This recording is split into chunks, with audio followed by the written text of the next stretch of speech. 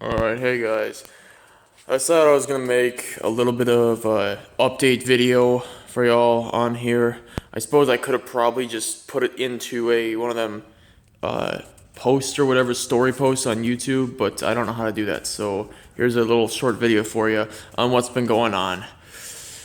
Right now we have no power. A tornado came through here last night and took out a couple of trees and our main power lines to the house and the shop. So we're going to be without power for quite a while. So all the projects are halted right now because I don't have heat in here and I don't have power to open the shop door. I don't have, lights. I don't have anything. So can't work on anything like that. But what's going on with this here Oldsmobile is hesitation on the carburetor. It's got a stumble off idle, and it is directly related to the accelerator pump lever action. It's either got a dead spot on it or my throttle cable linkage is loose. So I'm going to check on that, both of those, next time I get the chance here when we have power. And then with this car here, which I don't think I've made a single video on, is my beauty, my most prized possession here. It has a blown oil pump, or so I thought, and it's got a number of other issues of the sort. But basically, I went and got a second opinion on it yesterday or the day before, just to see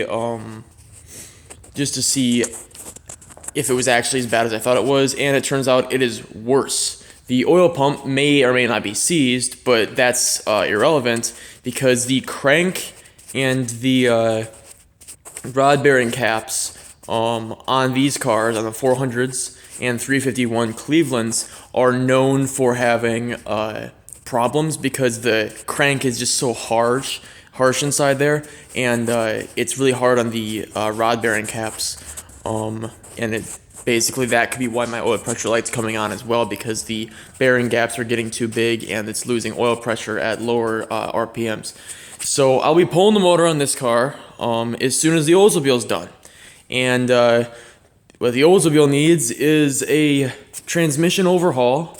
It needs a heater core flush, and it needs a stumble to be fixed. And then the Oldsmobile will be done.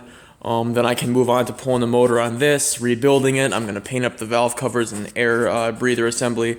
That old Ford blue, make it all original. I'm going to buff it. It needs a new vinyl top. This car is going to be fully restored within the next 10 years.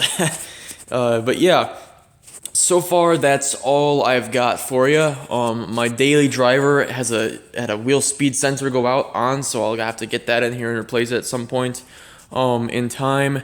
And it's also got a check engine light for rich coat on both sides of the engine, so I don't know what's going on with that either. But right now, priority number one is the hesitation on this car, so I can actually move it around. It won't even drive right now. I mean, regardless of if the shop had power or not, it stalls the second you put it in gear, and the second you touch the gas, it just falls on its face and kills.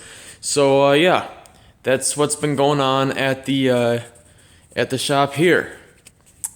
I'll post a video on that accelerator pump hesitation as soon as I can figure it out, and have a nice day.